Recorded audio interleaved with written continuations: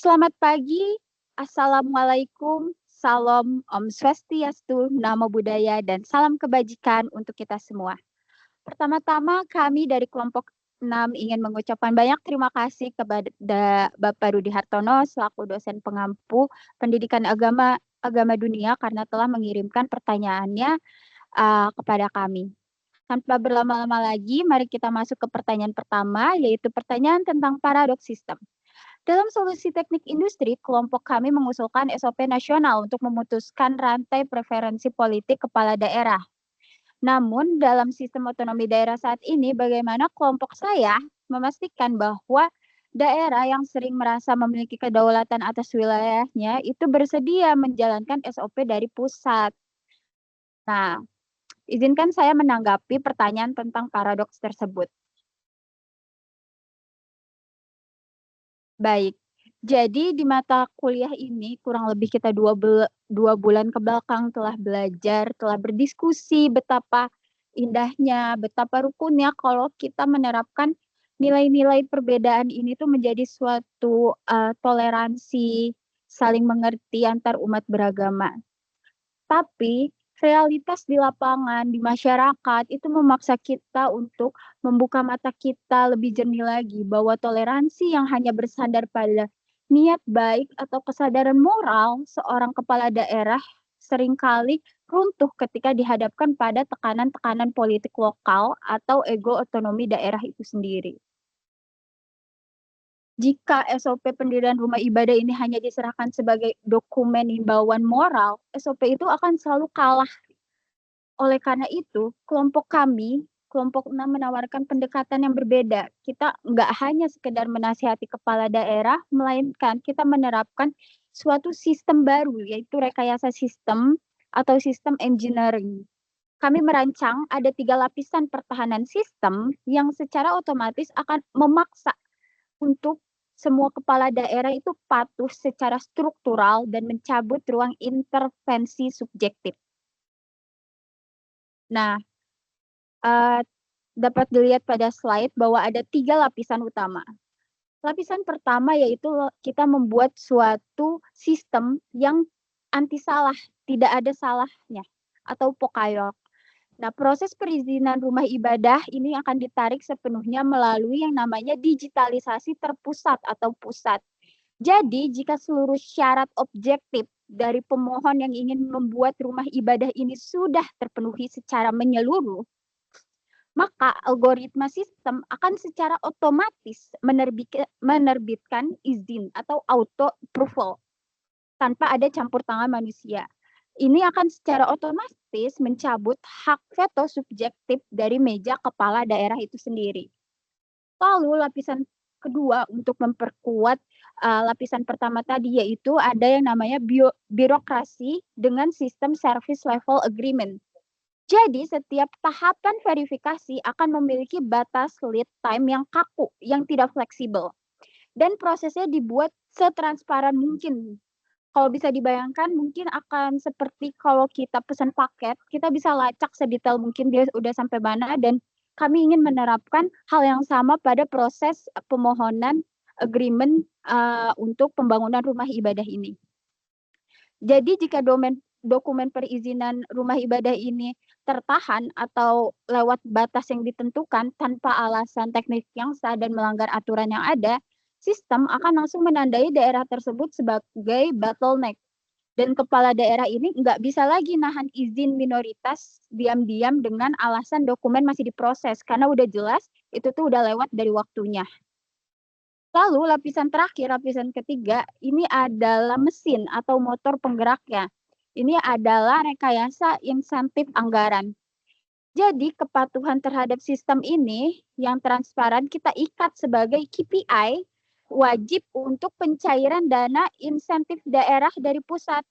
Jadi kalau KPI ini nggak tercapai, maka dana daerahnya ini tidak akan turun kepada kepala daerah. Kalau kita pikirkan secara rasional, ini tidak akan ada kepala daerah yang mau mengorbankan uang bermiliar-miliar, bertriliun-triliun untuk dana pembangunan kotanya hanya demi memuaskan, sentimen politik segelintir kelompok yang intoleransi terhadap pemohon. Nah, dengan begitu kami berharap seluruh kepala daerah ini bisa lebih lebih kokoh dan lebih menerima, dan tidak ada tekanan dari pihak-pihak intoleran. Sebagai kesimpulan, nilai luhur agama-agama dunia ini tidak akan bisa membumi, tidak akan bisa kita terapkan jika sistem negaranya masih memberi celah-celah kecil untuk birokrasi itu terjadi yang namanya diskriminasi. Sehingga harapan kelompok kami melalui digitalisasi terpusat, transparansi SLA, dan adanya rekayasa intensif ini dapat mengubah SOP kerukunan dari sekedar kertas imbauan menjadi suatu sistem kerja workflow yang secara otomatis akan memutus rantai politik preferensi lokal.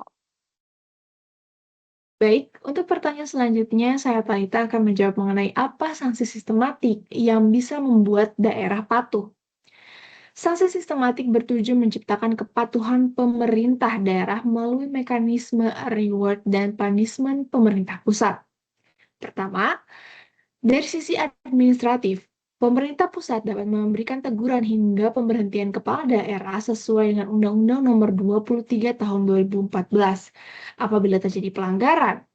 Kedua, dari sisi finansial, pemerintah pusat dapat menunda atau mengurangi dana alokasi umum maupun transfer ke daerah sebagai bentuk konsekuensi terhadap daerah yang tidak mematuhi kebijakan nasional.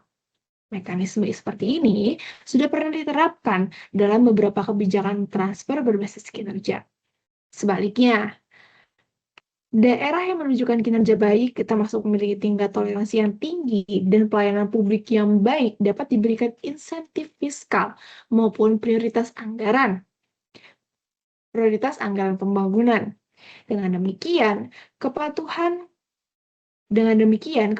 daerah itu tidak hanya dibangun melalui hukum atau hukuman, tetapi juga melalui penghargaan yang mendorong persaingan positif antar daerah. Kembali lagi, tujuan utamanya yaitu untuk menjaga kerukunan masyarakat. Berikut adalah jawaban dari pertanyaan mengenai sanksi sistematik. Baik, di sini saya akan menjawab pertanyaan tentang etika dan strategi community dan engagement. Yang dimana pertanyaannya adalah, kelompok kami menekankan community engagement dalam kasus GKI Yasmin ini, yang dimana kelompok penolak menggunakan narasi ketertiban umum jika hasil survei persepsi mayoritas yang kelompok kami usulkan menunjukkan mayoritas warga tetap menolak dengan alasan yang sama. Apakah sistem harus tetap memaksakan pembangunan karena hak konstitusional, ataukah sistem harus mengalah demi menghindari gesekan sosial? Yang pertama, jawaban dari kelompok kami yaitu sistem tidak boleh mengalah begitu saja. Karena satu, mayoritas bukan penentu hak konstitusional, yang dimana beribadah dan mendirikan rumah ibadah adalah hak fundamental yang dijamin oleh UUD 1945 pasal 29. Hak konstitusional justru dirancang untuk melindungi minoritas dari mayoritas. Kalau mayoritas bisa membatalkan hak konstitusional, maka hak itu tidak punya apa-apa. Contoh analogi sederhananya adalah, kalau survei menunjukkan mayoritas warga di suatu RT menolak tetangga baru karena etnis tertentu, apakah negara harus mengalah demi menghindari gesekan? Tentu tidak, karena itu diskriminasi yang dilindungi oleh hukum. Yang kedua, narasi ketertiban umum perlu dicurigai, yang dimana narasi ini sering menjadi propaganda yang terlihat netral padahal berbasis prasangka atau penggiringan opini. Pertanyaannya, apakah keresahan itu muncul karena ada ancaman nyata terhadap ketertiban atau karena kelompok tertentu secara aktif memobilisasi penolakan? Dalam kasus GKI Yasmin ini, banyak bukti menunjukkan bahwa penolakan diorganisir bukan organik. Yang terakhir, yaitu mengalah menciptakan presiden yang buruk, di mana jika sistem mengalah di satu kasus karena tekanan mayoritas, itu menjadi sinyal bahwa hak minoritas bisa dinegosiasikan dengan mobilisasi massa. Ini justru mendorong aktor-aktor intoleran untuk menggunakan strategi yang sama di tempat yang lain. Yang kedua, sistem juga tidak boleh memaksakan secara naif, karena community engagement yang diusulkan harus punya tujuan yang jelas.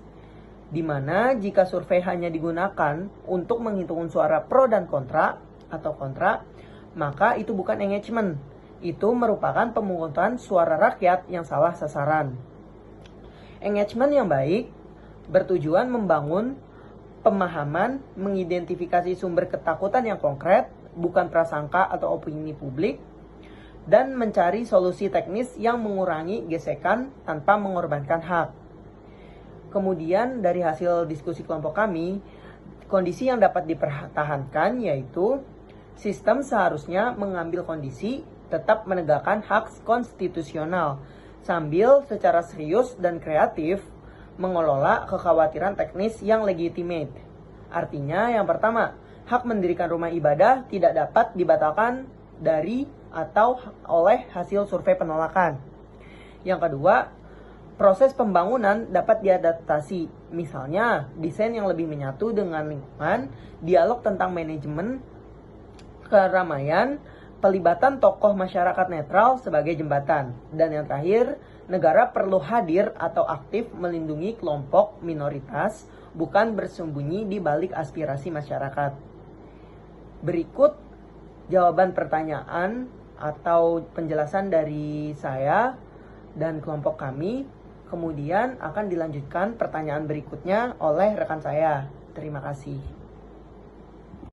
Pada bagian ini, saya akan membahas tentang batas antara aspirasi masyarakat dan tekanan massa.